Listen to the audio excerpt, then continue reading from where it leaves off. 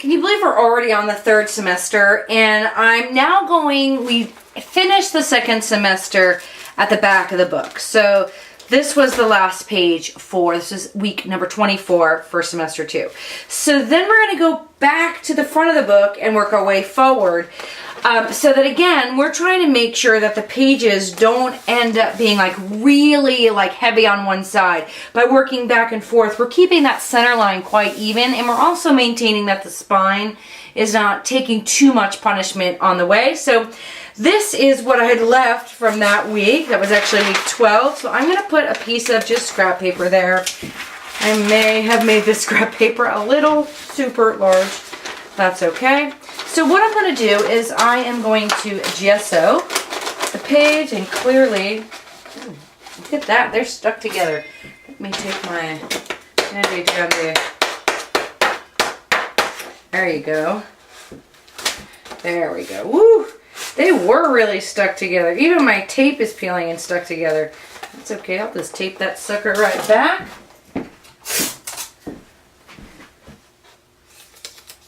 There we go. Never fear, masking tape is here. And I'll tape this side just to secure it. I don't really think it's going to be a problem, but I like to err on the side of caution, especially putting this much energy into a book. So there we go. Those pages were significantly sealed together with paint and gesso, whatever. So I'm going to put a layer of gesso on this. So I'll put that layer of gesso. I'll come back once it's dry, and then we'll start building some layers on our first week of semester 3. All right, so I have been collecting magazines, like just random fashion magazines. And here are some Esopus, which is not really a fashion magazine, just has some funky images in it. And like kind of ephemera. It's kind of an expensive magazine, but it's just good reading. And then this is just like a fashion, like I said, for the images of the people in there. This one, V Magazine. I don't know these magazines, so don't think like I love these magazines and I subscribe. It's kind of I go into Barnes & Noble and I go through them, then I decide, okay, there are some images I definitely can use in there. But then I am hoarding them and not using them. So I'm thinking about, this is just one of the pages I've ripped out. She's kind of cool too. And I'm thinking about silhouetting her. Now, there's kind of 2 ways I could go about this. So she's on a couch, and if I do it like this, she could be sitting on the couch. But it might be interesting to see if I can't get her dangling some way, like a tree branch coming through there or something. Like, I don't know, just make her weird. So what I'm going to do, and I was going to cut it out and say maybe I want it, maybe I don't, but I'm not really sure if this is the direction I want to go in. So I need to cut her out. But I wanted you to see what she looks like before, and I'll have to, you know, finish her arm and stuff. Finish a leg if I need to. But I wanted you to see what I started with before. And this is a rather large magazine. I don't know how large it is, but big magazine. So her image is quite large too. So I'm just going to take a scissor and I'm just going to cut around her. I'm going to cut like her dress and her legs, cut the couch out, cut like inner arms there, and position her and see what we'd like to do. I really do think it would be really cool to have her hanging through something though. Not from the neck. That would be creepy.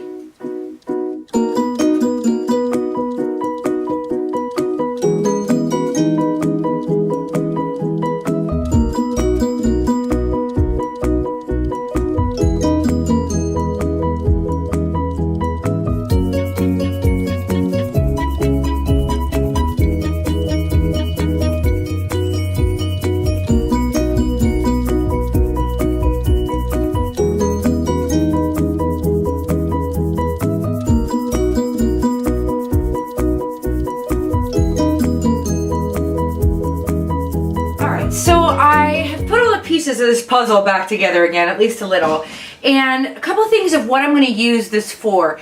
Now, you don't have to use a magazine. I just did because I've been collecting them and it's finally about time that I'm using them.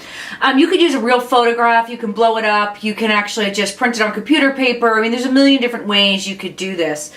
But for me, her figure is kind of slanted across this couch, so it does set up some, you know, difficulties when I'm doing this. So I wanted to put it back together because I really need to see where the planes are that she's sitting on. in my head, I've kind of been a crazy, like I get these visions of like what it is she's going to be doing. And I love flowers. That's what I like to incorporate in my work. I also am loving the black and white so that she's kind of fulfilling that need. But I feel like she's going to be floating on flowers or floating on a bed, a flower bed, or foreground and background. So I wanted to just position where I thought she would be. So I'm just going to move her down with all her bits. And her arm in this specific image kind of runs off. And I thought instead of drawing it back in, I'll actually just put her off the page that way. And which is kind of good for me because usually when I do any type of art, it's usually heavier on the right side. When I draw a female, when I put any kind of large floral into there, it's usually weighted more on the right. So this is good. It's kind of pushing me outside of my comfort zone. And then I will have to just extend her leg. And I thought it would be much easier for me to extend the legs than it would be to redraw in the arms. So that's why I'm doing that. So if I say commit to this, now I'm just going to use a pencil. The line here, this is kind of that plane that she's on. It goes right underneath her elbow. That's that crease of the back of the couch. So I'm just going to draw that in really light, just like this pencil sketch, that's where, you know, her elbow goes. Okay, and then if I'm putting it back together again, the bottom edge of the couch kind of goes off this way. So it's right underneath the hemline of her skirt here. So then I'm going to do the same thing over here. So the back of that couch, you know, kind of comes in this way, like where the crease of her elbow is. And then the edge of the couch is kind of here. So for me, that just gives me this something that she's resting her body on. Those lines allow me, if I put the background in, if I make it like she's sitting in that area, it won't look like, wow, you've just glued down this crazy, creepy girl across the thing. So I don't need these pieces anymore because I put that down there. The next decision is I need to decide whether I would like to put her down and collage on top, or if I want to do some kind of background work first. Now, just drawing this out, because now I'm just going to give you my thought process. And I will be honest, my thought process doesn't come out as a well laid out plan, but I can tell you what I'm kind of thinking. And I'm just going to take this pencil and play around here. So she's obviously got to go across here, and that also is part of my decision. If I put her on this side, her head was in the center crease. So that did determine where I want her. So that might be something for you to consider. And it could even be that you use a vintage image. Similar to what we did in week 1. You just put that image down and you work with cutting her out, silhouetting her, making her part of the background. But I kind of feel like whatever's going on, like it's wild and bushy is the wrong word. But you stay with me here because that just took me to a dirty spot. But I feel like there could be like vines coming in like through here and wrapping kind of around her arm and like coming up. So like she's almost suspended in here. And then this side too, like there's a vine that comes in and wraps kind of around and maybe around a second time. And you know, it kind of, I feel like it could be a cool thing to have her suspended in these vines. And again, her leg could be that there's a vine that comes around and it's, you know, suspended her there. And same thing for this side. So this is kind of the play on that plane that I'm thinking of. But I still need to have that foreground and background. And I kind of see the foreground being here and the background going this way. Not necessarily this horizontal type thing, more of a diagonal. So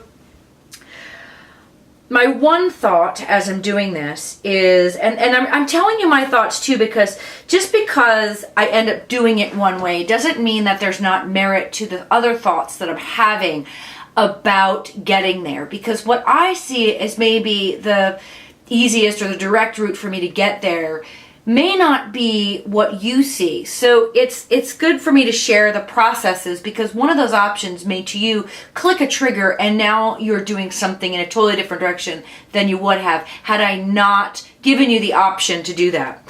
So like I said, I like this idea of her being suspended, because wrapping, I want these vines and these florals, and I'm also playing around with maybe doing something like a stencil in the background and modeling paste, and then pressing her down into it. So I would kind of essentially maybe not put so much modeling paste where she is, but I'm not mathematical enough to sketch it out. So I'd probably just trace her really quick and say, okay, the modeling paste should go somewhere around here, and then press her into it so that the modeling paste is texturized around her, but I'm not going over her, because I kind of feel like they're going to be behind her, not all of them on front. There's only going to be a couple vines that are wrapping around her. So that's that one way I want to do it. And the other one is to have it overgrowing on her, you know, maybe from the bottom, meaning this is the foreground, and as it goes back, it becomes more a part of the background.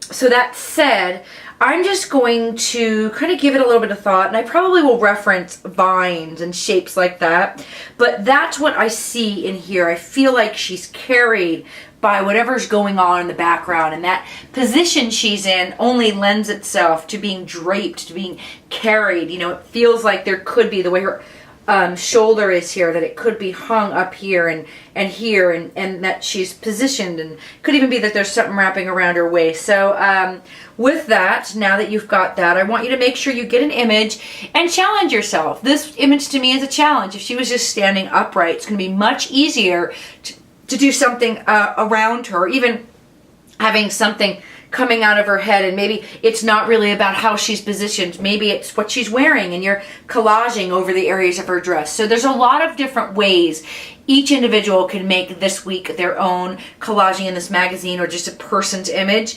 So just kind of be thinking about that, finding that image, and knowing that no matter what you choose, I'll probably touch on everything in this one. So go ahead and get that, and we'll be back. All right, so the process begins. So the first thing I'm going to do is I'm actually going to loosely trace her, just so I know where she is, because I am going to go into the background, and I'm going to want to know where not to put designs, because if it's some kind of texture element, I need to know that she's going to lay there. So just trace her, and again, rough, loose. And then I'll come back and I'll show you what I have planned for next. Alright, so I have tons of stencils, so I may be putting you at a disadvantage because I have probably over 150 stencils to choose from. So I have gone in and I've just pulled stencils. Some to you may not make sense at all, and some that you're like, oh, totally that makes sense. So the first one I pulled out is this. And the reason why I did that is because I want a mix of stuff in the background, and that might help me actually achieve, instead of just florals, I can throw some stuff in there. I had initially pulled this one, which is one done by Prima, so this doesn't exist anymore. If we've got any left, it's like lucky, but they may be coming out in a new form, just saying, by the time this video releases. And this one. And I like this, but then when I put those flowers up to the design, they were like so super powering. And then this one, and they look a little small. So I wish I had one in between, and again, before this video comes out, there will probably be one.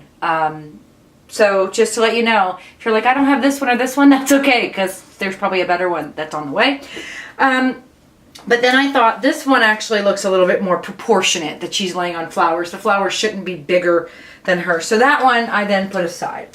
So then I've got this, because I'm thinking if I want this vine looking thing, I could use portions of this to swirl around her, and I don't know. So then there's that one. And then I pulled out this one, which I got in a store in Canada, and I've never used it, but I kind of like the flowers. So if I'm mixing and matching flowers like it's a true garden, that might be important. So again, any flowers you have. And then I pulled out my hollyhocks, my 6x6, because I imagine these kind of fading off into the background, so they'd need to be smaller. And then this is my good old standby. I love this one. This is that script. Oh, I also have a new one by Donna Wakely. Maybe I should pull that out too, which is this. Might not go with the romantic feel, but I'll just pull that out too. So, alright, so now you've seen my thought process on the stencils, and please don't stress about the stencils you have. Use whatever you have, or, you know, there's a million different ways to get some kind of textural element in the background. It could even be that you're just putting it down and carving into it and getting the opposite of this. So if you have like a palette knife or something, or a pencil or a stylus, you can actually carve designs into it.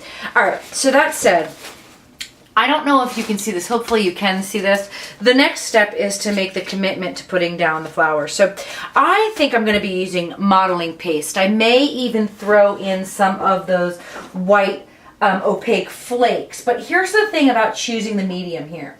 There's really, and I'm trying to pull mine out, and I probably need some more because it's almost empty.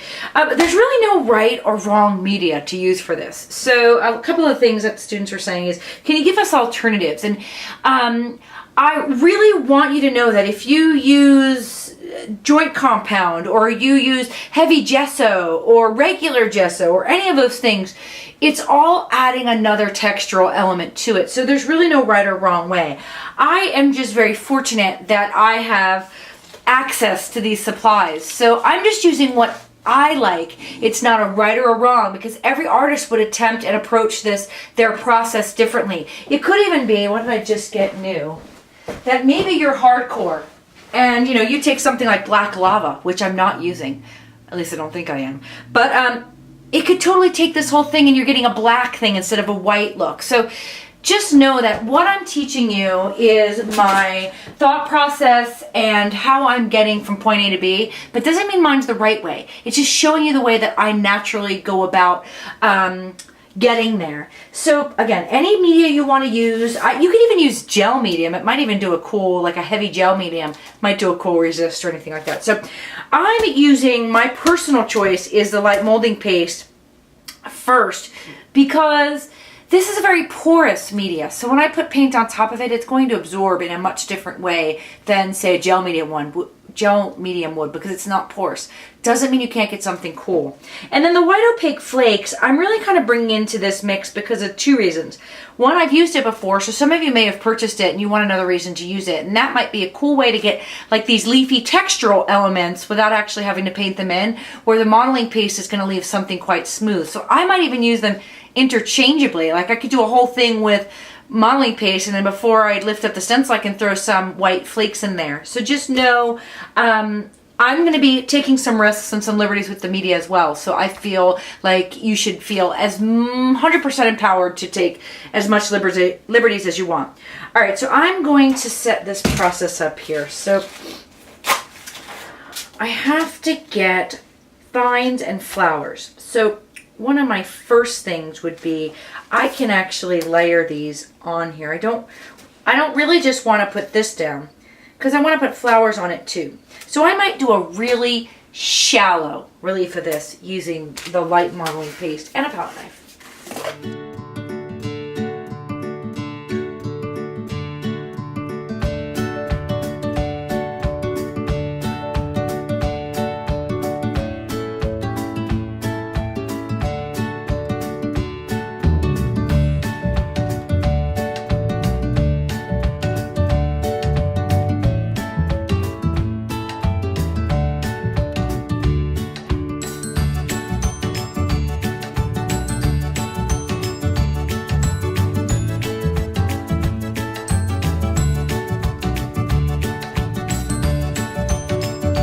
Alright, so what I've done is I've gotten all that modeling paste on there. So I'm just going to take a baby wipe, and anywhere that went over the lines, I'm just going to try to clean it up a little bit just before it dries. Now the light modeling paste will dry quicker, so don't give it too long before you go back in and wipe it up. And I know that I could possibly get some texture when I go to glue this image back on top of this. So I'm just going to erase more than I like a safety bit, because I don't really want it to be texturized underneath. So I'm just going to erase that off there with baby wipe, and then I'll come back, give this a couple seconds to dry, and then I'm going to put more stencils on top of it. So I'm thinking of adding just a little bit of this chicken wire in there. Not the whole background. Oh, that's not the one I want. I want the light molding paste. And I'm using the light molding paste, and I'm just going to put a little bit in there. And it may even overlap. I'm just kind of randomly putting that bit in there. Just want a little bit of that non-floral, kind of geometric look in there. And I might even take some of it away. So back to my baby wipe. And this is not totally dry, but I can rub on this just a little.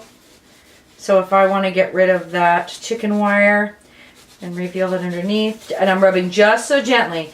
I did dry it, but if I put any kind of pressure on there, I'm pretty sure I could run the risk of destroying what I have in there. So there, that looks a little bit better. There we go. And I think I'll even put some over here. I might even see if I have the smaller chicken wire. So I'm thinking I have the smaller chicken wire. That might even be more fun. So let me erase this. Because this is supposed to give the illusion that's going on from the distance, I'm going to put the smaller one. I'm not even going to wait for it to dry.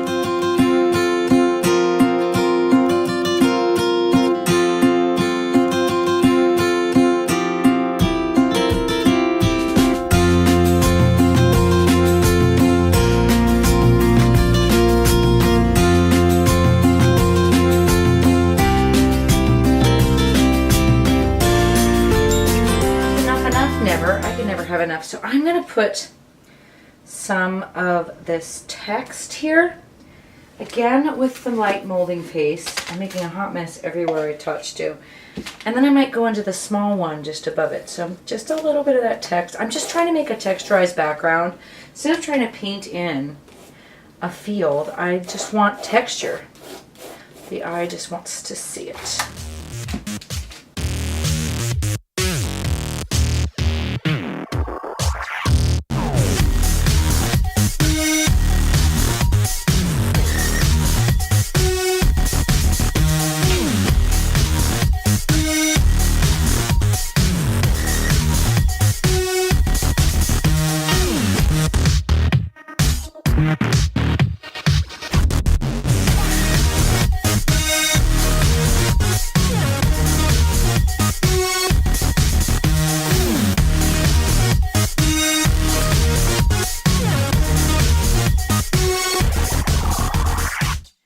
Here are some thoughts for you.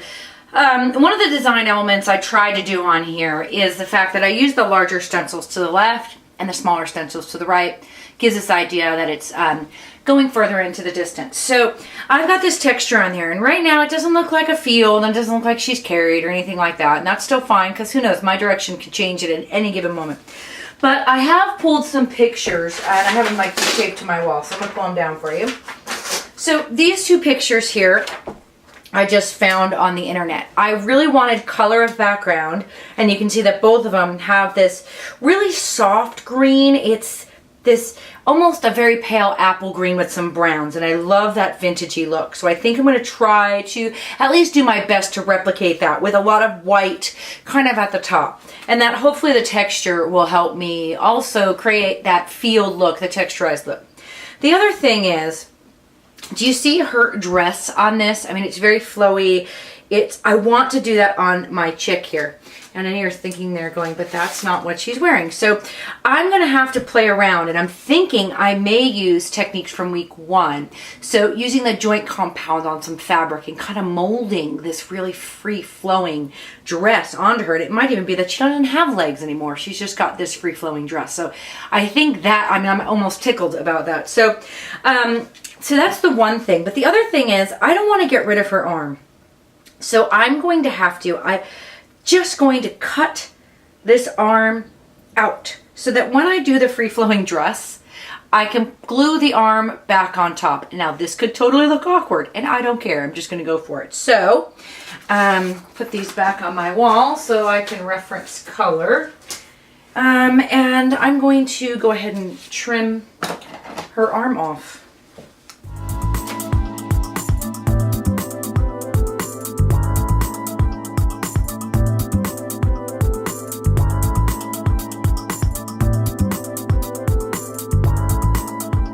Trimmed up, and she's like ending up being like 50,000 pieces. That's all good.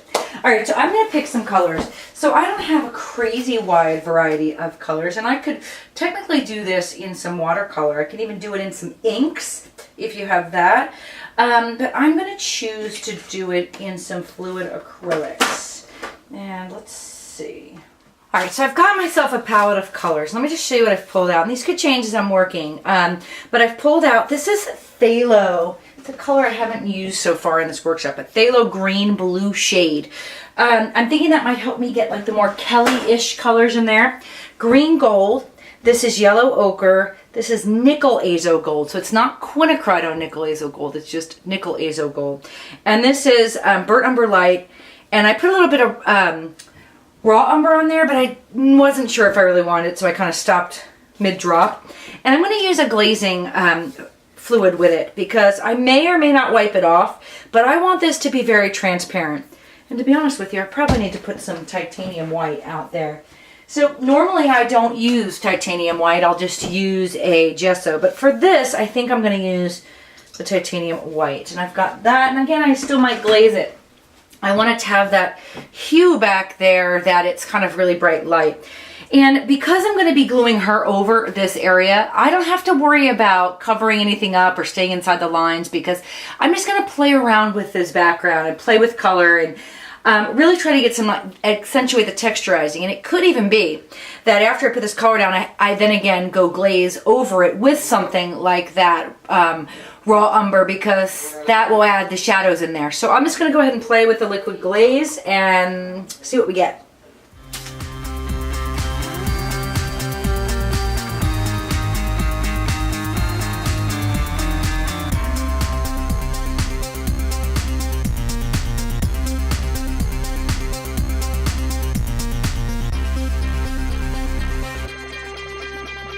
I think I'm going to add a little sap green to my palette, so I just wanted to let you know that I'm adding a new color. I'm just going to work back and forth. Like I said, I call this the part, the dance, where I'm not sure what I love and what I don't love, but I have to put it down to see what it's going to do. And I do have that glaze on there, so that means it keeps it wet for a little bit longer, and I can go in, take some of the color out like this, put some more in. So I'm just, again, going to be working that dance, going back and forth with the colors until I get something that's just dreamy.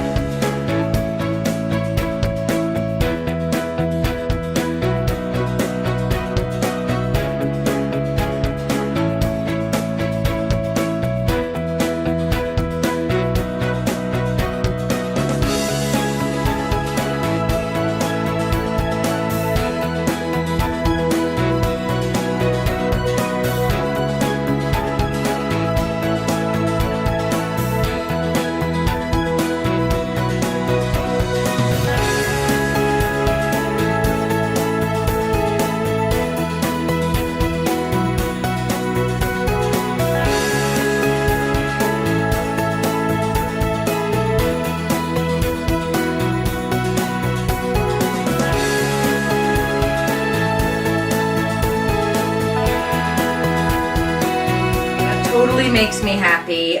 Loving how that texture is popping out, and I know probably still hard for you to see where I'm going with it, but it just there's a method to my madness. All right, so you see my palette. I didn't use all the colors that are there, but I'm thinking now I want to add some shadows. I want to add some raw umbers. So I'm going to take that color, even though I didn't incorporate it in the first layer, I'm actually going to take it and incorporate it in the second layer. And I've got a little bit of that burnt umber light there. I might even just throw that in with it. And a little bit of the acrylic glazing. Now this is going to make my paint, number one, transparent, and number two, able to wipe off so I can get it in kind of the grooves and the nooks and crannies of this. So I'm just going to put that on, and I'm not going to maybe I should. Now I'm doubting myself. I was just going to put it down here. And I think I am. I'm just going to keep the shadows kind of down here. I'll probably go up a little bit, but keep this more white up here. So I've got that. I just mix it right on my palette. And I'm just going to go in. I know it's scary to see this. Looks like I'm painting the whole thing brown, and people start to panic, and I should totally get another piece of craft paper for that side. Because I like making a hot mess everywhere. So let's put that in there. This way I can paint freely.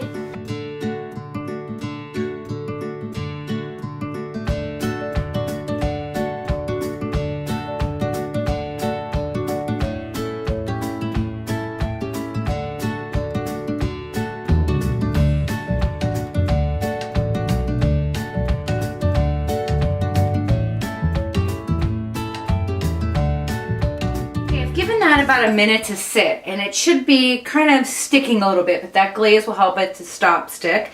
Now what's cool is I picked up a little bit of that phthalo blue, didn't want it, I just kept it there.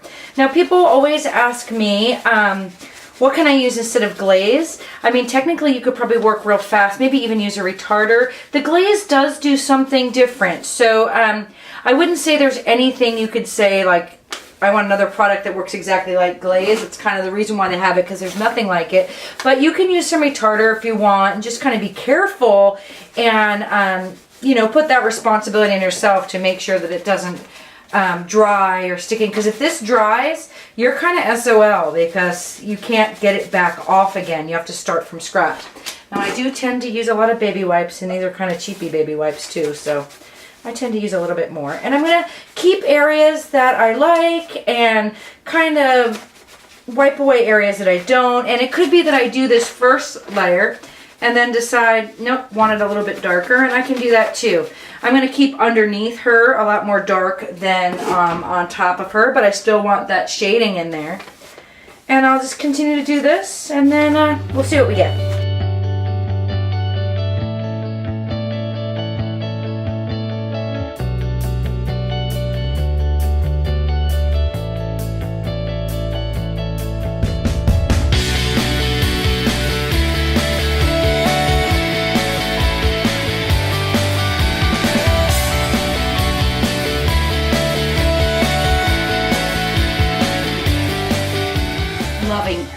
Loving that. So I'm going to get my lady pieces back, and I think I'm at the point where I want to glue them down. So, like I said, I'm pretty sure I'm taking her clothing, and I'm just going to make her new clothing and mold them on top of her as she's down. And I still have these lines, and I don't really care about the sketch lines. If you're worried about the lines on your thing, you could totally you know, shade around them and stuff like that. But I'm in love with her right now. So I'm going to take some, I think I'm going to take some matte medium, because that's going to be a little bit more fluid. I don't want to take gel medium because I'm afraid it might make her a little too thick and bumpy. So the fluid medium will be nice and thin. Try to clean off my brush because now I've got the glaze on it. Alright, so I've got my fluid matte medium, and I'm going to basically put a nice thin layer under her. And I'm going to extend it just because I want to make sure, and you can see it wasn't totally dry. Whoopsie. I don't care. And I put a nice outside so I know that she's stuck down. I say I don't care, and then I go and wipe my brush off. I don't know why I'm putting it all the way down there, because she doesn't even go that far. And then I'm going to glue her into place.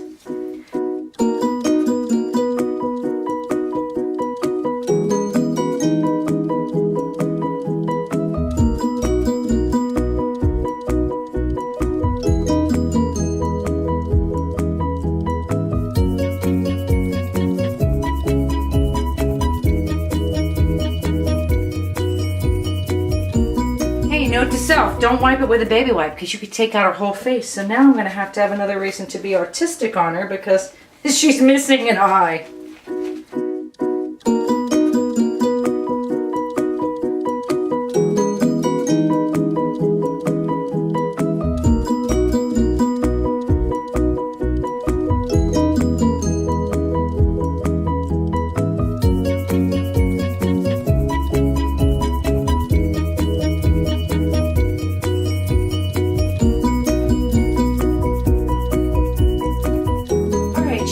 I took half her face out, so I'm actually kind of thinking that might be a happy accident because she does look weird and now she's not as contrived. So if that happens, just go for it. Just wing it. Alright, so I'm going to put some of these little flowers in here, and I was contemplating how I wanted to do it, but I'm thinking I might want to colorize the modeling paste before I put it onto the thing so that I have the ability to just get where I want it done. So I still want to play around with these. I mean, I do love these. Maybe they just go over here. They might just go over here And then I put that draped stuff on top of it. I do love them. But then that looks like it's the foreground. Maybe I just use decisions. I want it all. That's the problem. I just want it all. I'm thinking they're too big, to be honest. All right, so I'm going to make some modeling paste. So get the any kind of modeling paste you have. You could even use gesso. Here's the thing about mixing anything, though. So basically, this is white, and it's going to dry white. So if you mix, say, red with it, you're going to make pink. So you just need to know that whether it's joint compound or modeling paste or gesso or whatever it might be, you're not going to really get the color you're putting in there. So I'm going to play around, I think, with 2 piles, maybe even 3 piles of color. And I'm going to colorize the modeling paste and then be able to pick it up and blend it. Because another one of the reasons why usually I don't colorize my modeling paste. Why am I using this tool when there's totally a tool that gets the stuff out? Is because you then get a flat color. And what I mean by that is you're just going to get like a one tone. You're going to mix red with this, you're going to get pink. And you're not going to have striations of other colors. So I try when I'm making it to have maybe 2, 3 different color palettes already blended. So maybe one is magenta and one is red and one is, that's the question. I don't know what color I'm going to do for the third one, but maybe orange. So I'm going to get some color and mix into there with my palette knife, and that clearly was the better tool. Let's get, well, definitely magenta. And I could use quinacridone red because I do like that. Or pyrrole. Pyrrole is kind of like a school, like a primary red, and quinacridone red is more like a transparent. I'm trying to think of what color. Green and red are complementary colors, so they're gonna look good on top of each other. But I think I'm gonna do the red, not the quinacridone. Will it matter? No, I just have a lot more options. And I could also do Indian Yellow Hue. That might be nice. Indian Yellow Hue is this nice orangey yellow. So, and you can play around with how much color to modeling paste too.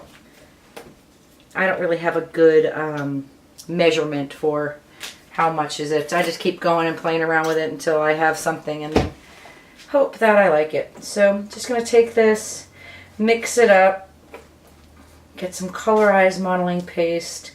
Again, if you want to use some heavy body gesso instead, or you don't have this, go ahead and feel free to play around with what you've got. Well, that's a pretty color though, isn't it? Alright, so let me clean this sucker off. And then, I love that. This is the red.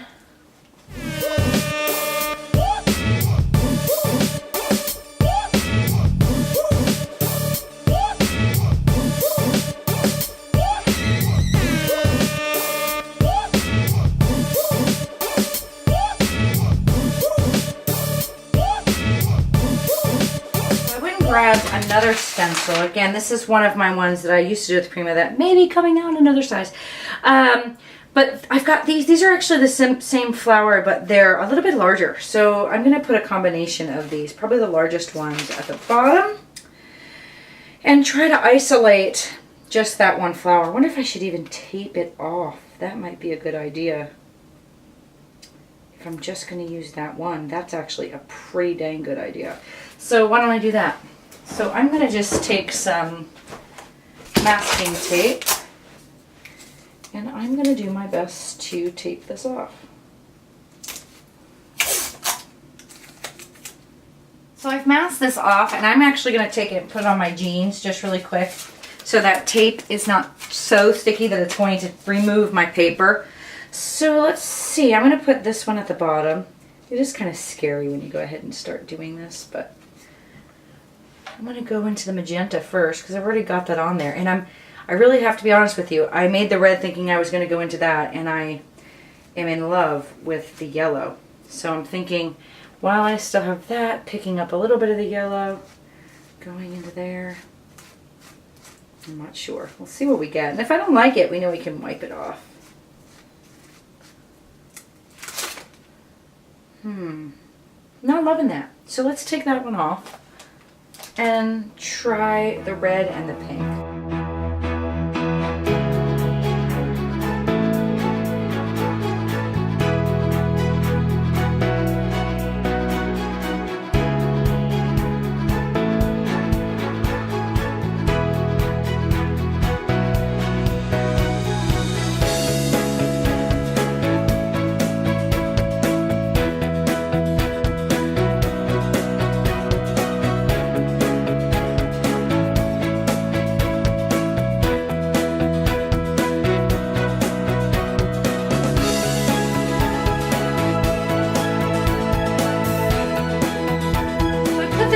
Didn't like it, and then started looking at this one and said, you know, those smaller ones might work better. So I guess I'm just playing around with which one's which, but I taped off this one as well, and I don't know if you can see it, but it basically taped off so that all the flowers that were whole could go on, because I don't want a partial flower on here, and if I did want a partial flower, I could put it on in its entirety and then just take off any of the excess. So I'm going to just put that stencil on my jeans.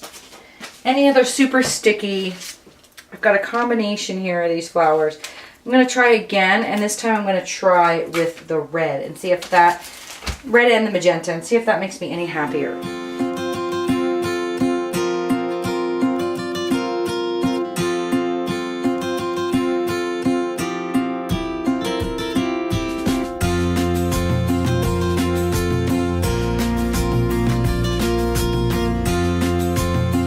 I keep trying and I keep not liking it.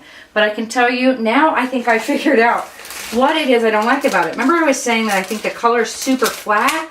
Well, that just goes back to the fact that I'm putting these two colors on and they're just like this flat flower. So I have put a little bit of white modeling paste down on my palette so that I'm going to keep them a little bit more romantic, a little softer. See if that helps me kind of resolve myself to them, because I'm not resolved. So I'm going to take some of the white, and I'm going to just put the white flower down. And then I'm going to take a little bit of that pink, or the magenta I should say, and see just the tiniest little bit. And see if that's kind of what I'm looking for.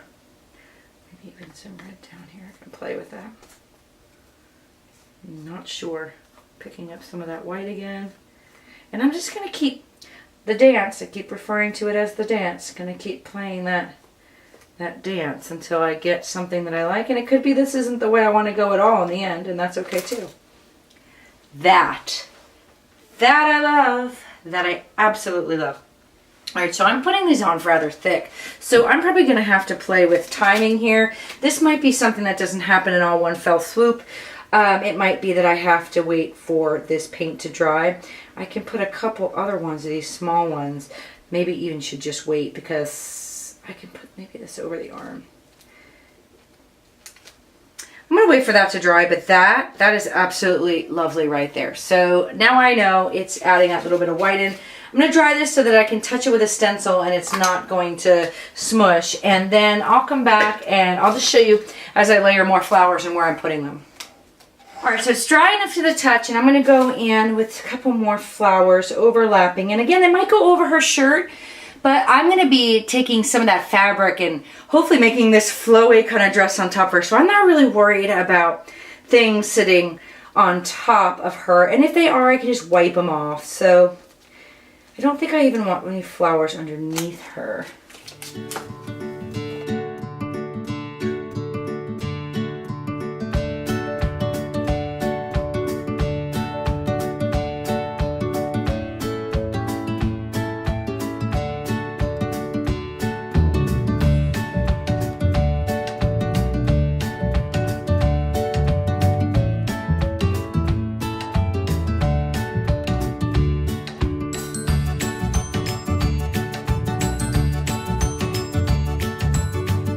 Got this like patch missing from her hand, and I was going to put a flower there, but I think I need her fingers in order for you to know it's a hand.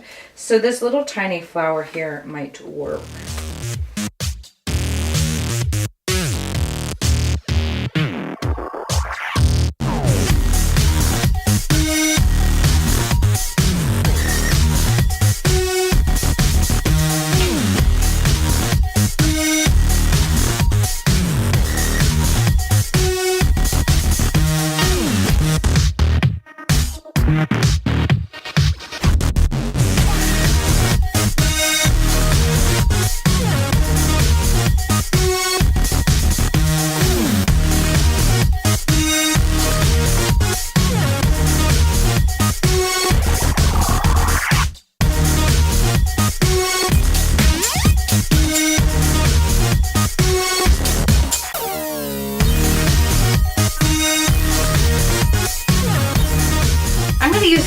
stencil, and I want to carry some of these flowers up here, but I'm only going to use like the smallest bit of the flowers.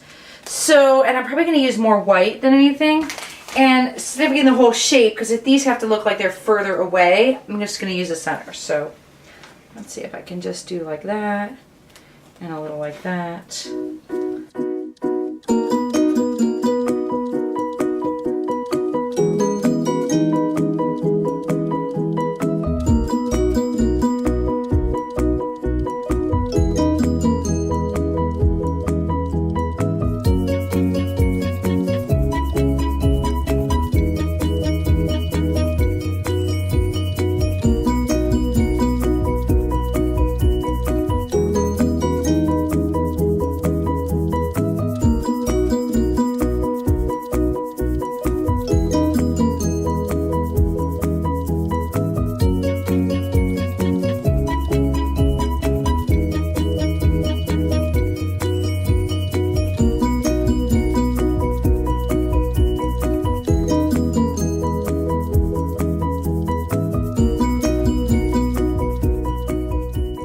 Sheet of muslin here, and I've got to tear it to make a dress, and I'm thinking that's really going to be too long, so it really only needs to be as long as that, but I'm going to just tear a strip.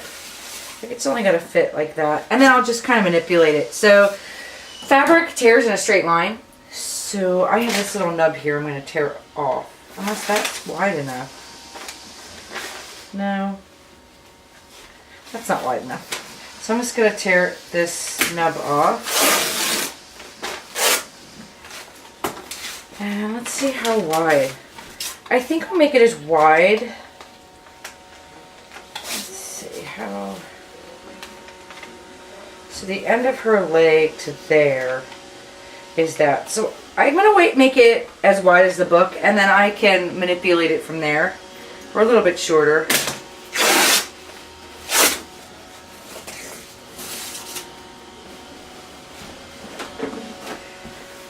So right now, imagining that this gets, maybe even this way, this is going to get smushed into a dress like that with some plaster. Might even stick out beyond the book. Maybe too much here. I could even shape it hourglass wise because I need it wide across the bottom, but this could be too much across the top. So, yeah. So I might need to shape it into a dress first. So where's her waist?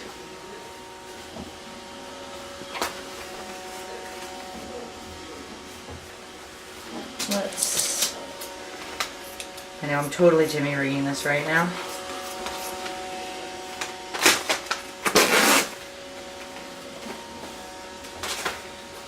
Totally cutting it up.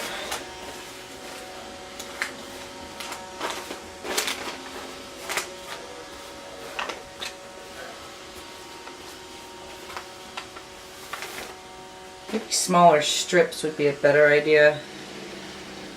That could be a really good idea. So this is where I'm at. I took that big hank of fabric here and I've kind of cut two pieces. So I've got one that'll make the bodice, and I may even attach a little strip to make a waistband. I'm not sure. And then I'm going to put that there, and I might trim it once I need to get the joint compound on there in order for me to see. And then I've got this piece, and I've cut it on this weird angle, but this will make the skirt, and I've got it full, and I'm hoping that I can use that joint compound so that it does something, you know, like this and flows. So we'll just see. I'm just going to go ahead with the joint compound and start molding and playing. I'll just put it on, you know, fast forward and time lapse it and just see what we can get. So I'm going to use the joint compound, and I'm going to use a putty knife, and I'm just going to go over it and layer it in there. The joint compound will not only make it nice and opaque, but it will also make it kind of thick and pliable so I can mold it into a shape. I'm just going to put that on there, and it's going to get sticky and it might wrap on each other, and that's okay too.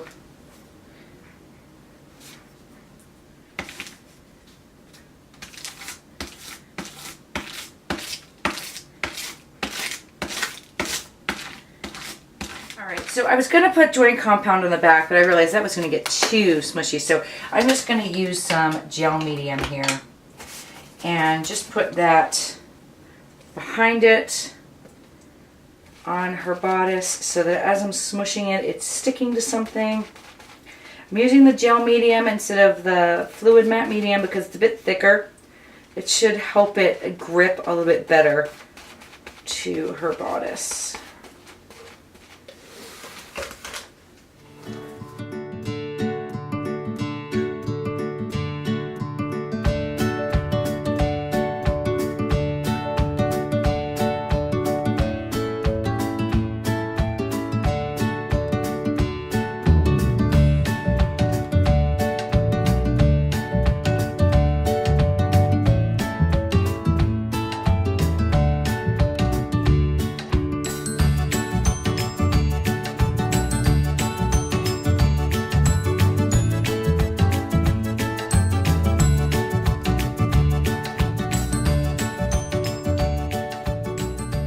I've taken the hair dryer to that and I've dried it, you know, as best as I could for now.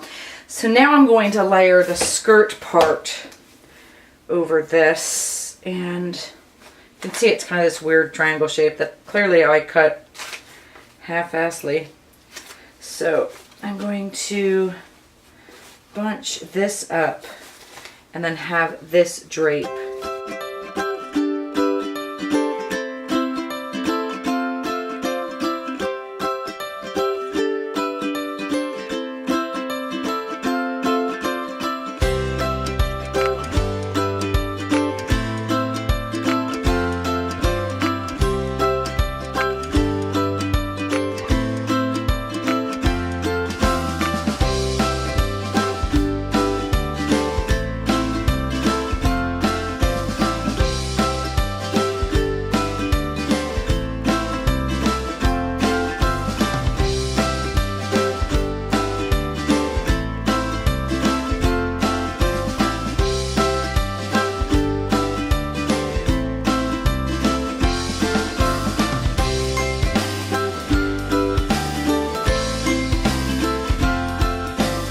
Tell you how flippin' happy I am with that.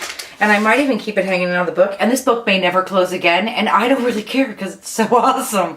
It's deceptively more flat than you think. I'm just worried about here. But once we break the spine later, it will give me enough room to accommodate. And by the fact that we have taped all the centers of all the pages, then it also gives us that much more security. So don't freak out. As long as you're taping between the pages for each one, then you're going to be safe. So I am now going to take some fluid matte medium and basically clear paint, and I'm just going to go over the top of this because this is not really meant to be like a modeling piece. It's not flexible. It's quite gritty, and it will like chip and flake. So I need to be able to secure it down, and this will dry clear.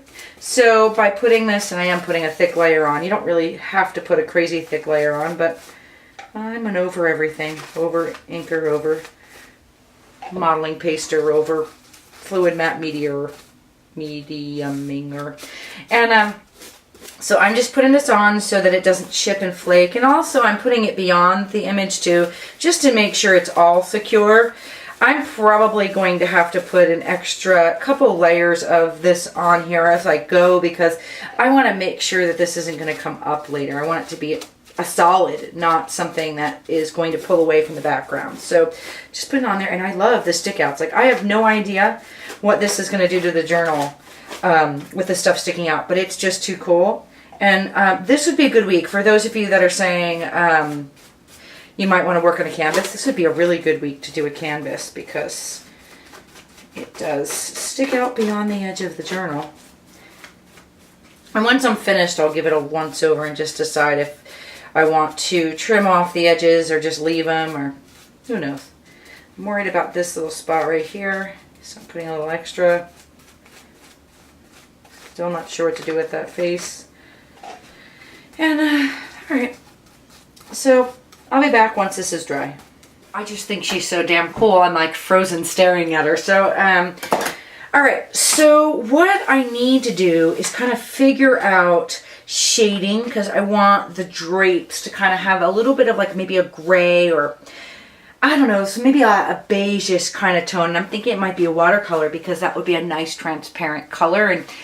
And then my other thought process is I need to give her arm back, so I should probably attach that. And I was going to put a band around her waist, but I am now thinking that that goes there.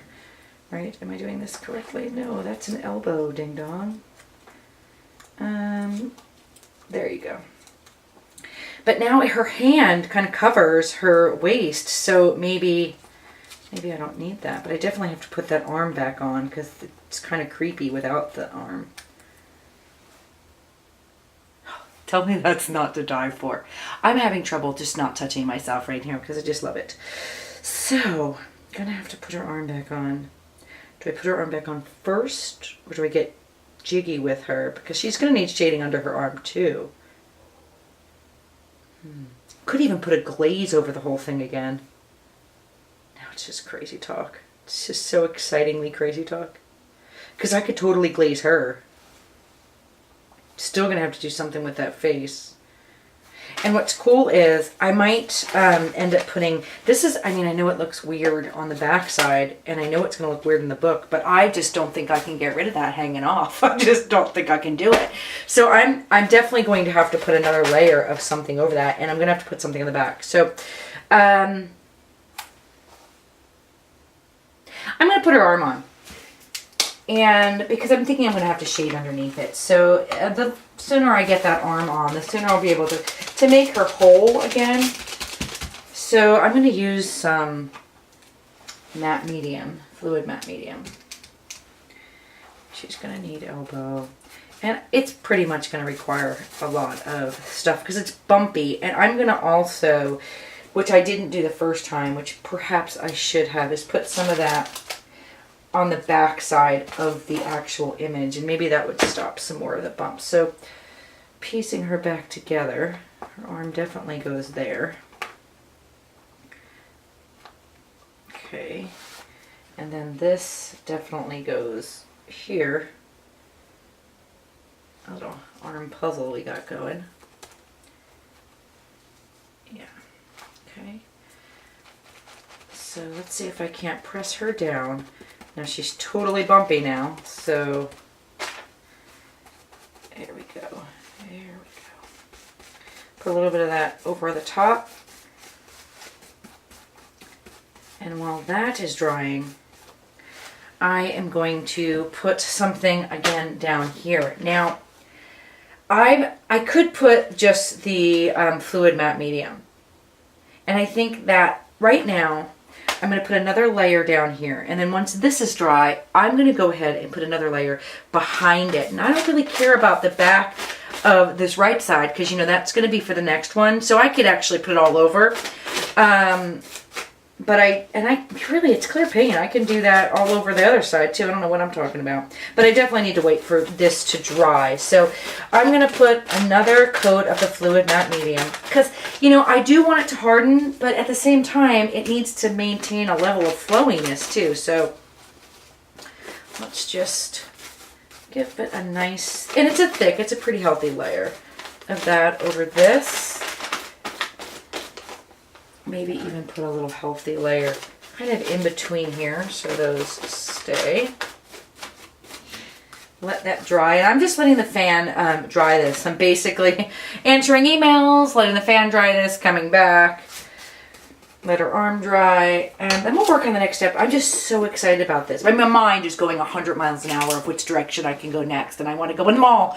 But really happy with this. Alright, I'll be back when she's dry. So it's dry on that side, and now I'm just going to take that fluid matte medium and put it on this side. Get the water out of my brush. And then just kind of paint that on.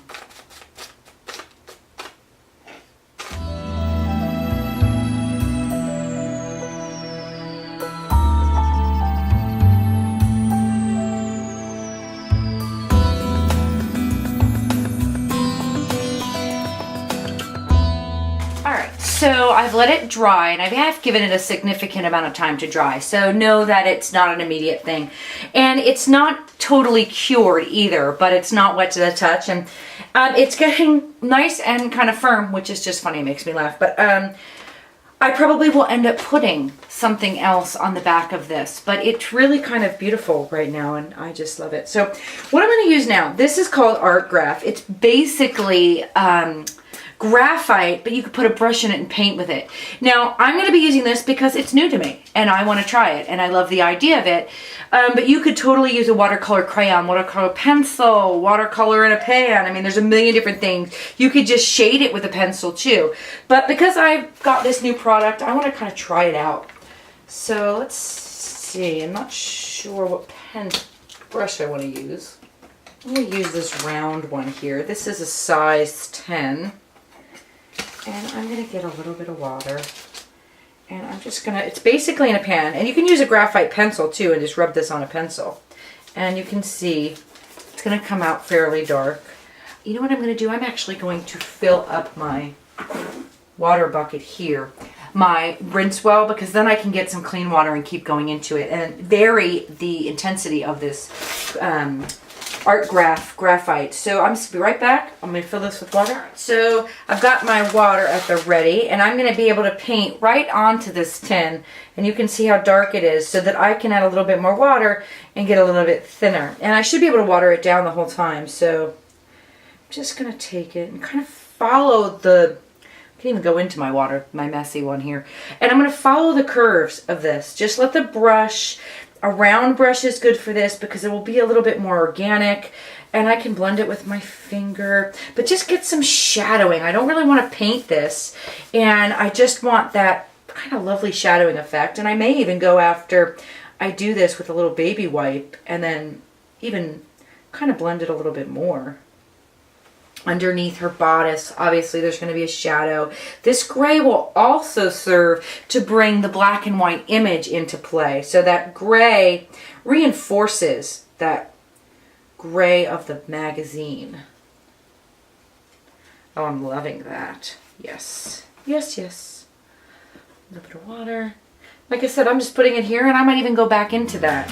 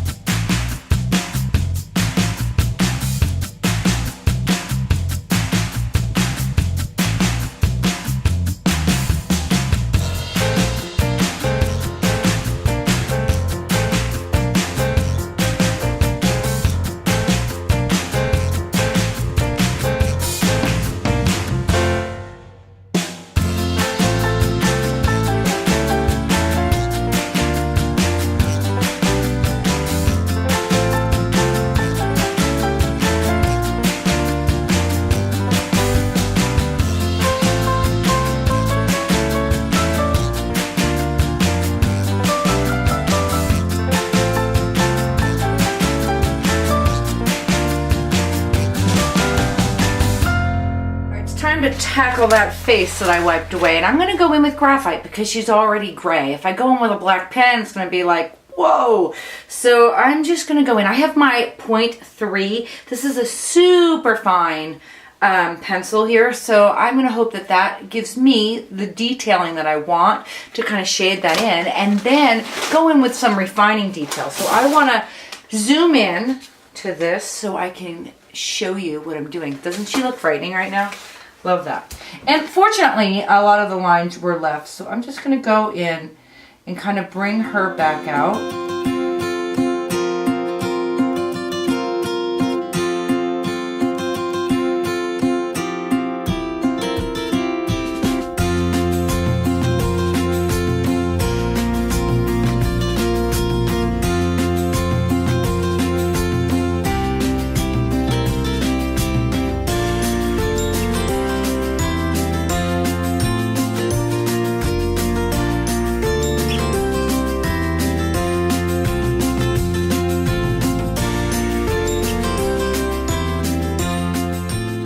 Really fine detail put in it. You know what? I could actually leave her like that and still be okay, because it really wasn't about her face. It was about this dress. But now I'm going into, this is a 2mm. This is actually a pen with like the leads that go in it, and you can change up the leads. I'll show you. I have a couple different hardnesses. You can get an HB, 2H, B. So you can change the thicknesses, and I believe this one is, let me test it. So this is a B, 2B, so it's a softer lead. And I'm just going to see if I can't shade some of this. Just, and it will blend, just like similar to the way this graphite, which is a water-soluble graphite, will blend. So will the pencil. So I'm just going to keep playing around until I get shapes and shading and things that I like.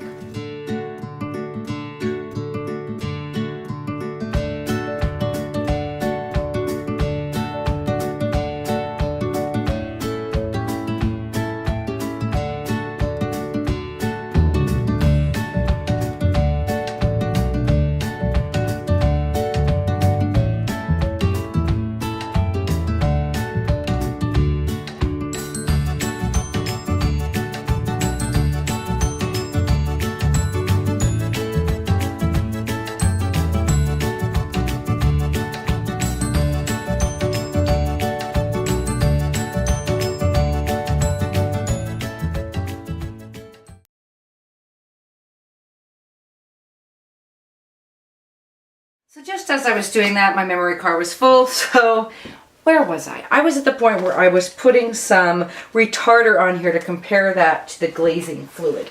Now, that's clear, the retarder is clear, and the glazing fluid is white. So you can see that that will change the color of your paint. So by using the retarder, I just want to slow down the drying time so I can manipulate it longer. The glazing fluid will kind of alter the color of your paint, make it more transparent. And just to let you know, while I was waiting for my card to upload, I kind of went in with the electric eraser and kind of started taking away at her neck, because her neck, she looked like a football player. So I had to make it a little bit thinner. And I'm going to go back at some point and kind of alter that. But yeah, she's looking a little bit more normal now, because she was totally a linebacker before. All right, so I'm going to use some green gold and a little bit of retarder. And I'm probably going to use a brush. I might even go in with the same round brush that I did the graphite with. Just get it nice and dry. And then I'm going to go into the retarder, into that. I can totally use my finger, but I want to shadow this under here. I need something. I need something that gives it a little bit more depth, because right now they're just sitting on there. And I just want a little bit of something extra.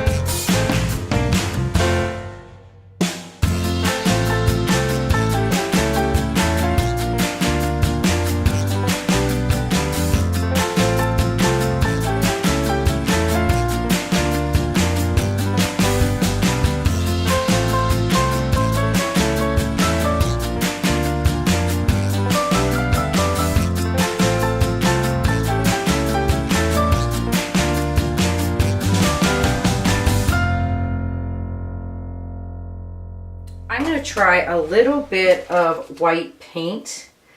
Probably should use a clean brush. I'm going to try a little bit of white paint there just to see if I can't kind of camouflage, because I'm making a hot mess. And then I'll go over it with the green and the retarder.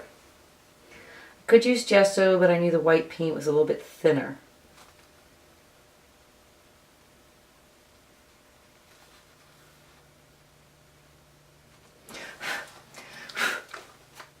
Alright, so I'm letting that dry, and I'm already a little bit happier with it because she did have that football player neck. And I'm just still going up here. I want to fill in back here so it does look like a field, and I'm still using the retarder and that sap green and just layering it on.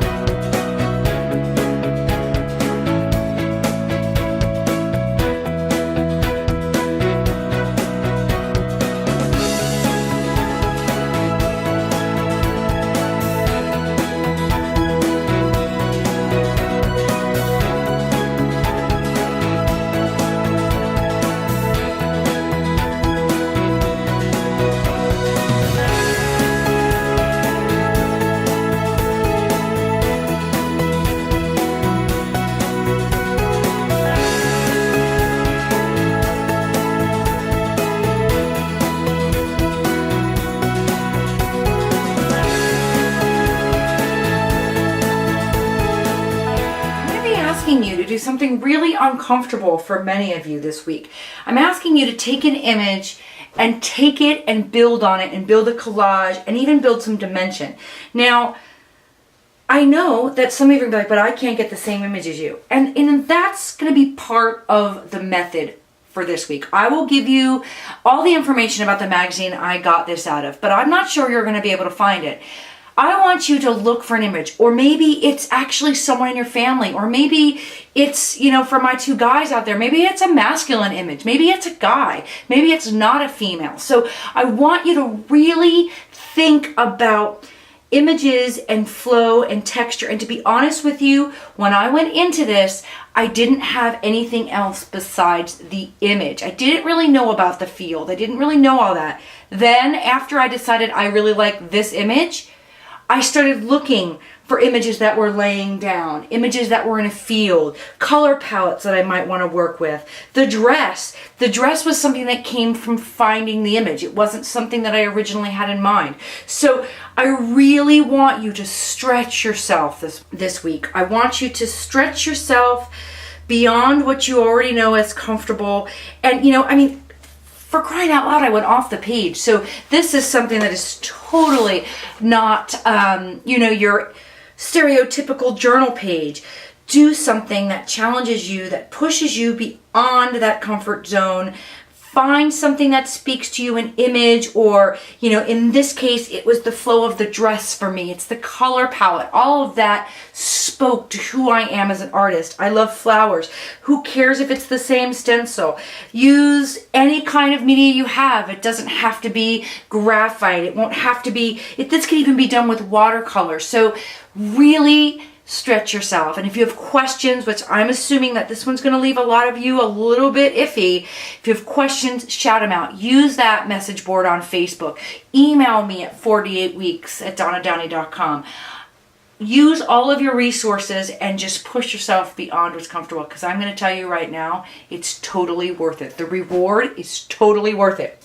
Now, that said, I am going to take this and I'm going to spray it with a matte varnish. I'm going to spray with a matte varnish, and then I'm going to let it sit for 48 hours, because I have a feeling between the joint compound and all the layers that I have on here that I really need this to cure, because if I'm going to close the book and work on other pages, I need to make sure that this isn't going anywhere. So I am going to spray this. Another reason why I'm spraying is because this is water soluble. So if I go to put another medium on top of this, it's going to reconstitute. And I believe that I really would like to put another layer of a matte medium on here because I think I want to work on the stiffness. And potentially when I do the next page, I'm going to put some heavy, super heavy gesso all the way down on this to keep that nice and strong. So I'll only support it from the front as well as the back. So I'm going to put a layer of matte varnish on this so that I'm sealing everything underneath there.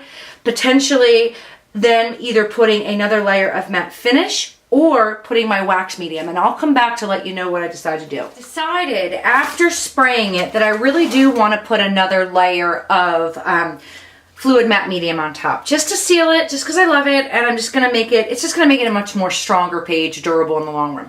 So I'm choosing to use one of these large Simply Simmons brushes because it's very, very soft, and I don't really want brush stroke in there. So I'm just going to go ahead and put this nice soft layer of this clear acrylic paint, basically. So I put some paper underneath the pages too because I know that I'm a sloppy painter and I just wanted the liberty to just freeform this on there. So I will paint this on, and then I'm going to actually let this cure, like I said, for 2 days.